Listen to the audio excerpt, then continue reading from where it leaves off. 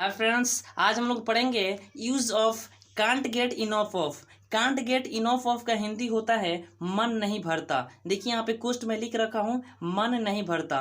जैसे इस तरह का सेंटेंस अक्सर हम लोग के लाइफ में आता रहता है कि मेरा इस मोबाइल से मन नहीं भरता, मेरा इस मूवी से मन नहीं भरता, मुझे वहाँ जाने से मन नहीं भरता। तो इस तरह के सेंटेंस को इंग्लिश में बनाने के लिए चलिए इसका स्ट्रक्चर देखते हैं कि इसका स्ट्रक्चर क्या होता है। तो इसका स्ट्रक्चर होता है, सबसे पहले हमें लिखना है सब्जेक्ट, सब्जेक्ट के बाद हमें लिखना है कांट गेट इनफ ऑफ, ठीक है। उसके बाद नाउन यदि कोई आएगा तो नाउन का हम लिख देंगे, नाउन जो रहेगा वो नाउन लिख देंगे। और उसके बाद कोई एक्शन आएगा, कोई वर्ब आएगा तो यहाँ पे मुझे वर्ब फोर लिखना पड़ेगा, ठीक है। चलिए कुछ इस एग्जांपल देखते हैं, एग्जांपल देखेंगे सब क्लियर हो जाएगा।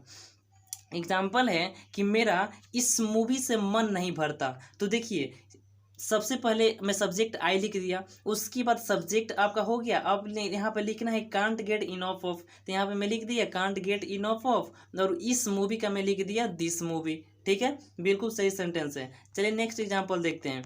नेक्स्ट एग्जांपल है कि मेरा इस मोबाइल से मन नहीं भरता। तो मेरा इस मोबाइल से मन नहीं भरता, सबसे पहले मैं सब्जेक्ट आई लिख दिया, आई के बाद कांट गेट इनफ ऑफ लिख दिया और इस मोबाइल का लिख दिया दिस मोबाइल। बिल्कुल सही सेंटेंस है, आपका कंप्लीट सेंटेंस हुआ कि आई can't get enough of this mobile, ठीक है। चलिए नेक्स्ट एग्जांपल देखते हैं।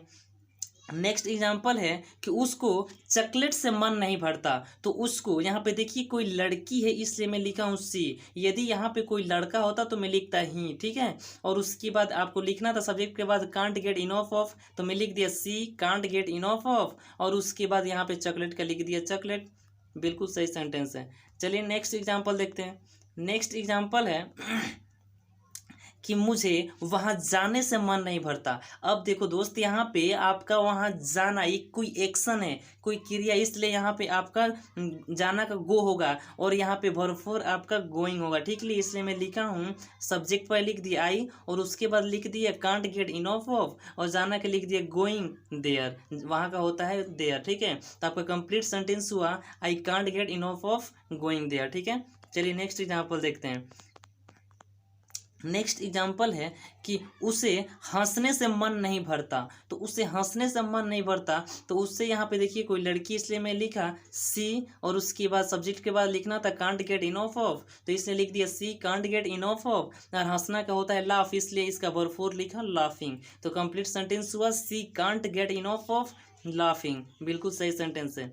चलिए नेक्स्ट एग्जाम्पल देखते हैं। नेक्स्ट एग्जाम्पल है कि उस लड़की को सोने से मन नहीं भरता।